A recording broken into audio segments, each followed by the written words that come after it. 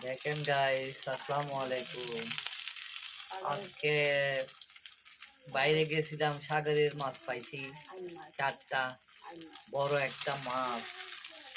দেখেন, আজকে fish fry চলতেছে খুব সুন্দরভাবে। শীতকালে ফিশ ফ্রাই এখনো রান্না চলতেছে, ফ্রাই করা হচ্ছে ফ্রাই।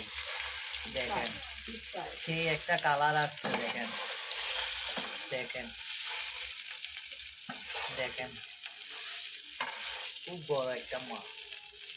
দেখেন, আজকে ফিশ ফ্রাই হবে নাস্তার মধ্যে। সন্ধ্যার নাস্তা ফিশ ফ্রাই হবে, একদম ফ্রেশ মাছ, সাগরের মাছ, আইল মাছ বলে এটাকে। দেখেন,